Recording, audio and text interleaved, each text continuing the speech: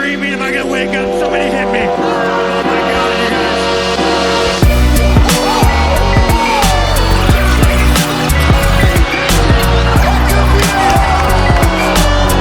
Hey, Adesanya, come to daddy.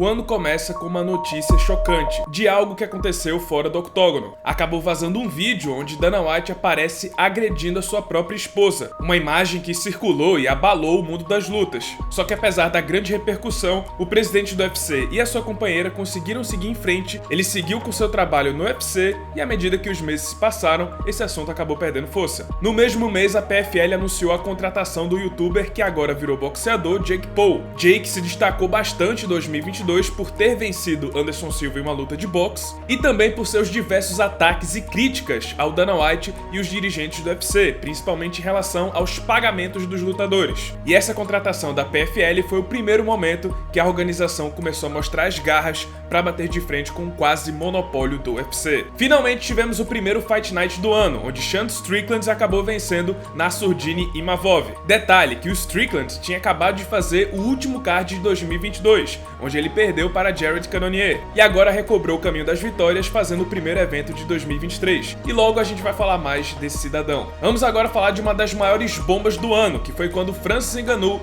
anunciou que não iria renovar com o UFC. Insatisfeito por não ter seus desejos atendidos pelo Dana White na renovação do contrato, o camaronês tomou uma decisão histórica e deixou a organização ainda como campeão dos pesos pesados, decidido a explorar o livre mercado e realizar seu sonho de lutar boxe. Dessa forma, Ngannou abriu mão do cinturão dos pesados e Dana White anunciou que Jon Jones finalmente voltaria e enfrentaria Ciryl Gane pelo título vago da categoria. Dias depois, tivemos o primeiro pay-per-view no Brasil depois da pandemia, o UFC 283, o retorno ao Rio de Janeiro, que teve altos e baixos. José Aldo foi indicado para o Hall da Fama do UFC, Shogun fez a sua última luta da carreira sendo nocauteado pelo Aihor Portiera, Brandon Moreno tomou o cinturão do Davidson Figueiredo na primeira tetralogia da história do UFC e Jamal Hill aposentou Glover Teixeira ao se tornar o novo campeão meio pesado do UFC. Já em fevereiro tivemos um duelo histórico entre campeões. No evento principal do UFC 284, Islam Makhachev, campeão dos leves,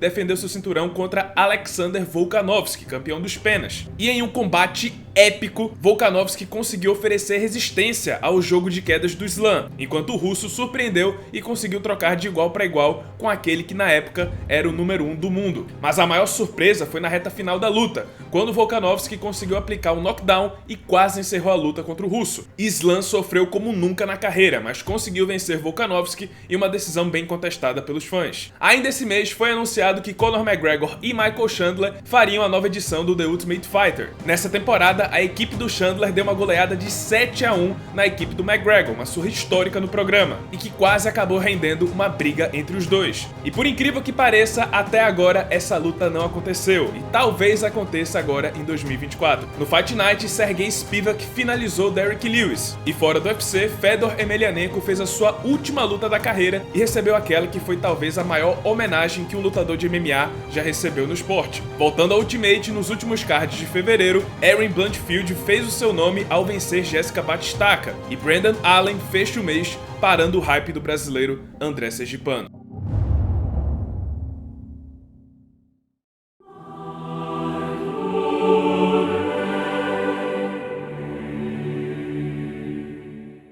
E após 3 anos de inatividade, um dos maiores lutadores de todos os tempos estava finalmente de volta, pronto para o maior desafio da sua carreira até então. Depois de 3 anos parado, ele subiria de categoria e tentaria um segundo cinturão nos pesos pesados. Ao invés de Francis Ngannou, Jon Jones enfrentaria Ciryl Gane, ex-campeão interino e o melhor peso pesado que o UFC tinha depois do camaronês. E em apenas 2 minutos de luta, Jon Jones finalizou o francês com uma guilhotina e fez história ao se tornar campeão peso pesado do UFC. E pessoal, na opinião aqui desse que vos fala, com essa vitória, o debate se encerrou. Jon Jones é o maior lutador de todos os tempos. Essa era a peça que faltava. Apesar dele já ser o lutador com mais títulos, ou seja, mais vitórias em lutas valendo o cinturão no UFC, sempre faltava aquele algo a mais, aquele desafio. Diferente de Georges St-Pierre e Anderson Silva, até então, o Jon Jones nunca havia lutado fora da sua categoria de origem, os meio pesados. Mas agora ele o fez, e com isso, ele se tornou campeão nas duas categorias mais pesadas do UFC. E mesmo não sendo contra o Francis Ngannou, a gente precisa levar em conta as circunstâncias em que essa luta aconteceu. Vindo de 3 anos parado, estreando em uma categoria totalmente nova, conseguir vencer em apenas 2 minutos alguém do calibre do Ciryl Gane, e somando isso a tudo que o Jon Jones já conquistou na carreira,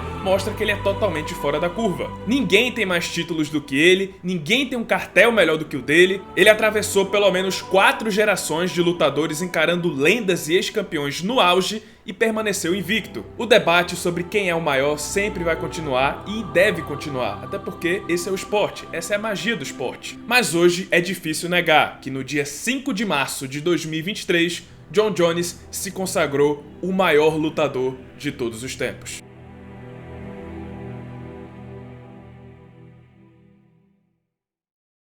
E falando em grandes lutadores, ainda nesse mesmo card, Alexa Grasso chocou o mundo ao vencer a dominante Valentina Shevchenko, que vinha de 7 defesas de cinturão seguidas, se tornando a primeira mulher mexicana campeã do UFC. Na noite seguinte, Merab Dvalishvili quebrou o recorde de tentativas de queda e dominou o ex-campeão Petr Yan. Para fechar o mês de março, tivemos mais um pay-per-view. Leon Edwards encerrou sua trilogia contra Kamaru Usman e Justin Gaethje superou Rafael Fiziev em uma das melhores lutas do ano. Começando abril, Corey Sandhagen venceu Marlon Vera e foi oficializada a compra da WWE pela Endeavor, que também é a dona do UFC. A partir de agora, WWE e UFC são basicamente empresas irmãs, um gigante do entretenimento que vale 21 bilhões de dólares. E depois, tivemos mais um capítulo de uma das maiores rivalidades já vistas nos esportes de combate. Pela 4ª vez, Israel Adesanya e Alex Poatan se enfrentariam em combate. E depois de 3 derrotas em 2 esportes diferentes,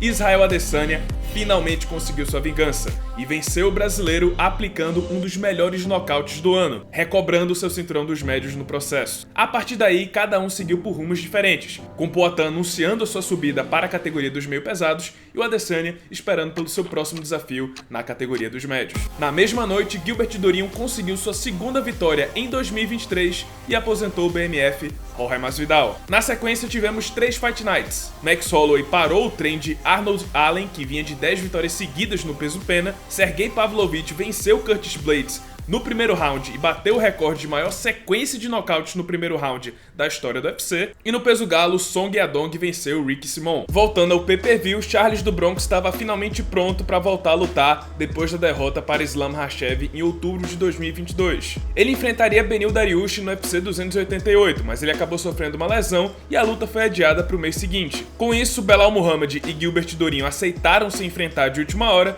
com o palestino vencendo o brasileiro por pontos. Já na luta principal, Aljamain Sterling frustrou o retorno de Harry Cejudo, que estava parado há 3 anos, e defendeu seu cinturão dos galos pela 3ª vez, um novo recorde na categoria. E depois disso, tivemos a encarada entre ele e Sean O'Malley, já preparando o terreno para a luta seguinte. Na sequência, Jailton Malhadinho venceu Jairzinho Rozenstruik, se provando como a maior promessa e a maior esperança do Brasil nos pesos pesados. Falando em peso pesado, tivemos uma das maiores notícias do ano. Francis Ngannou foi contratado pela PFL, e além de uma porrada de benefícios, inclusive participação nos lucros da empresa, ele recebeu a sua tão sonhada permissão de lutar boxe. E isso vai render uma enorme surpresa muito em breve. Para fechar maio, tivemos a única luta de Conor McGregor em 2023, que foi contra o mascote do Miami Heat, aquilo que deveria ter sido apenas uma gincana durante uma partida, mas acabou se tornando em um caso bem real, tanto que o cara que estava na fantasia foi pro hospital.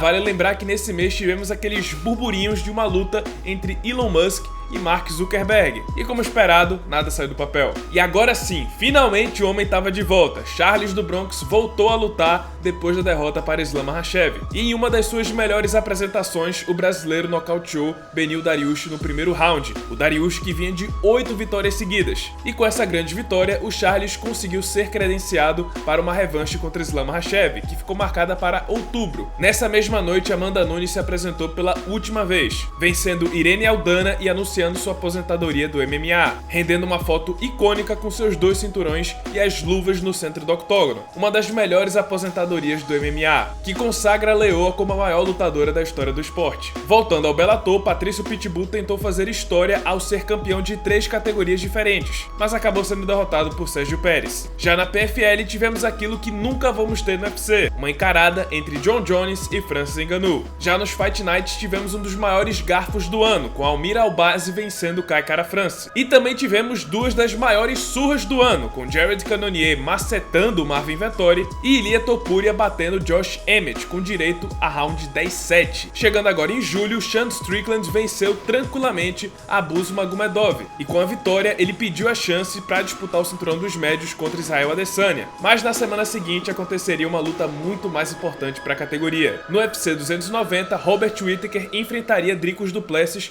para definir quem seria o próximo adversário do Israel Adesanya. E o du Plessis conseguiu chocar o mundo ao vencer o ex-campeão Robert Whittaker, nocauteando o australiano no segundo round, aquilo que somente o Adesanya tinha conseguido fazer na categoria dos médios. E com essa grande vitória, a luta contra o nigeriano ficou encaminhada para setembro. E na mesma noite, o Brasil voltou a ter um campeão depois da aposentadoria da Amanda Nunes, com Alexandre Pantoja vencendo Brandon Moreno pelo título dos Moscas, em uma das melhores lutas do ano. Já no evento principal, Alexander Volkanovski nocauteou Yair Rodrigues e voltou a defender seu cinturão dos penas. Francis Ngannou confirmou qual seria sua primeira luta de boxe. E seria uma luta tranquila, simplesmente contra o atual campeão peso pesado da WBC, Tyson Fury, invicto com um cartel de 35 lutas. A luta seria oficial, uma luta profissional de boxe, mas não valeria o cinturão do Fury. Ela ficou marcada para o final de outubro. Assim como Hiri Prohaska, Jamal Hill abriu mão do seu cinturão dos meio pesados ao sofrer uma grave lesão no tendão de Aquiles. E isso abriu o caminho para Alex Poatan, que estreou na categoria no UFC 291, batendo o ex-campeão Jan Blachowicz por decisão dividida. Com essa grande vitória, ele ganhou a chance de disputar o seu segundo título no UFC. Ainda nesse evento, Justin Gaethje nocauteou Dustin Poirier e virou o novo dono do cinturão BMF. Já nos Fight Night, Maíra Bueno venceu Holly Holm,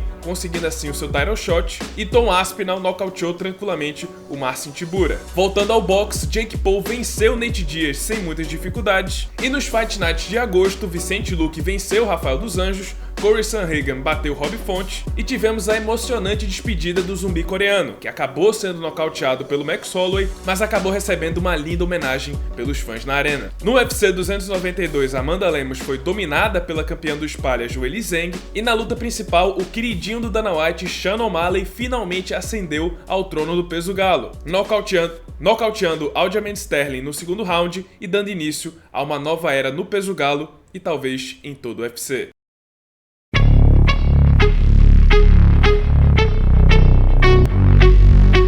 E tivemos uma grande mudança no peso médio. Com a lesão de Dricus du Plessis durante a sua luta contra Robert Whittaker, o sul-africano não poderia ficar pronto para enfrentar Israel Adesanya em setembro. Sendo assim, a chance de ouro caiu no colo de Sean Strickland, que aceitou enfrentar o campeão dos médios de última hora. Ele quem enfrentaria Israel Adesanya na Austrália.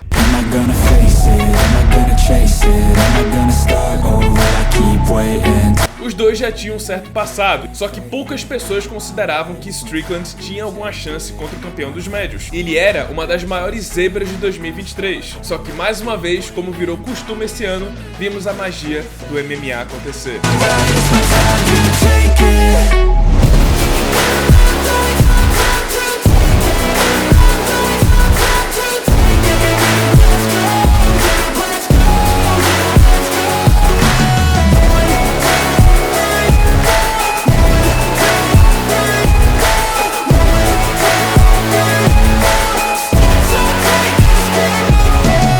Sean Strickland, o novo campeão peso médio do UFC.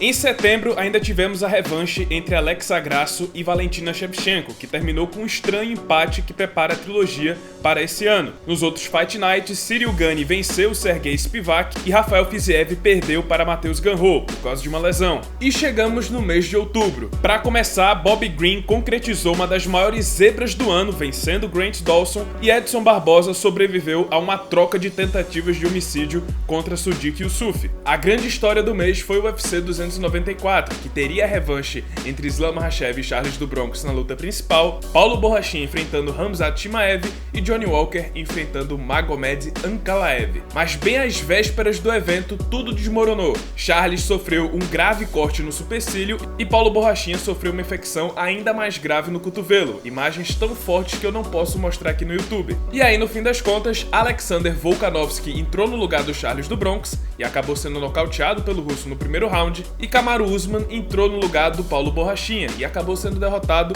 por uma decisão bem contestada contra o Khamzat Chimaev. A luta do Johnny Walker não foi cancelada, mas terminou de forma bem estranha. Um no contest bizarro que programou a revanche entre os dois no primeiro card de 2024. E pra fechar o mês de outubro, talvez a história mais inspiradora desse ano. Em sua primeira luta de boxe, enfrentando o atual campeão peso pesado da WBC e contrariando o mundo inteiro, inclusive eu, Francis Ngannou fez história e entregou a luta mais dura da carreira de Tyson Fury, chegando inclusive a derrubar o campeão no terceiro round. Como eu já comentei aqui no canal, foi uma cena linda, foi uma luta linda, foi incrível ver o que o Francis Ngannou conseguiu fazer na sua primeira luta de boxe. No fim das contas, o Fury acabou vencendo por uma apertada decisão dividida, mas quem saiu com toda a moral, quem foi o campeão do povo, sem dúvidas, foi o Francis Ngannou. A expectativa é que ele nem ia chegar ao soar do gongo, que ele ia ser massacrado. E no fim, foi ele quem chegou mais perto de aplicar o massacre. Enfim, cena linda de se ver, digna de um filme, como foi toda a história do Francis Ngannou, e que inclusive inseriu oficialmente o Ngannou no mundo do boxe. Ele passou a ser ranqueado pela WBC. E voltando ao UFC, a maré de azar continuou. Como se não bastasse os cancelamentos do UFC 294, John Jones enfrentaria Stipe Miocic no UFC 295.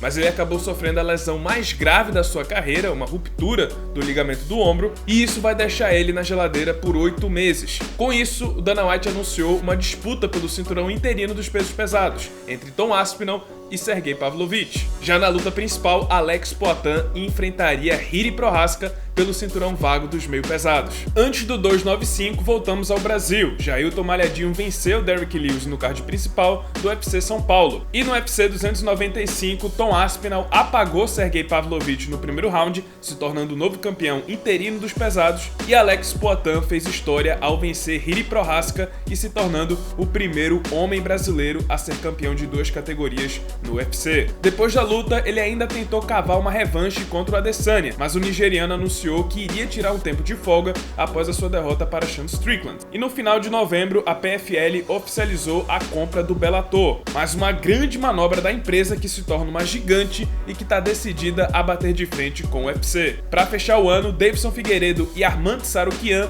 brilharam no Fight Night de Austin. E no UFC 296 tivemos lutas dentro e fora do octógono, com Sean Strickland partindo para cima de Dricus du Plessis. Os dois vão se enfrentar no primeiro pay-per-view de 2024, que ocorre agora em janeiro. No último card do ano, Tony Ferguson perdeu para Paddy Pimblett, igualando o recorde de maior sequência de derrotas da história do UFC. Shavkat Rakhmonov finalizou o Underboy. Alexandre Pantoja defendeu seu cinturão vencendo Brandon Royval, e Leon Edwards defendeu seu cinturão dos meio-médios ao vencer Colby Covington na última luta do ano. E galera, esse ano foi, na minha opinião, foi um ano especial, porque muita coisa aconteceu, muita coisa inesperada aconteceu. Ninguém imaginava que a gente ia terminar o ano com Sean Strickland como campeão dos médios, dominando Israel Adesanya, não foi nem golpe de sorte, ele dominou, com Francis Ngannou fora do UFC, enfrentando e quase vencendo Tyson Fury. Leon Edwards se estabelecendo como campeão legítimo dos meio-médios. Todo mundo achava que ele ia perder a revanche contra o Kamaru Usman, e a grande maioria dos cinturões mudaram de mãos esse ano, em todas as categorias. Foi um ano muito movimentado, cheio de surpresas, e é até difícil dizer quem foi o lutador do ano. Foi um ano especial que mostrou mais uma vez a grande magia do MMA. Tudo pode acontecer, é o esporte que mais cresce no mundo, é o esporte com mais surpresas que existe. E acredito que esse ano de 2023 também montou muita coisa que tá pra ser resolvida agora em 2024. E é isso, pessoal, esse foi o vídeo, espero que tenham gostado. Se você gostou, deixa seu like, se inscreve no canal, já ativando o sininho das notificações para não perder o próximo conteúdo. E é isso, muito obrigado por terem assistido e até a próxima.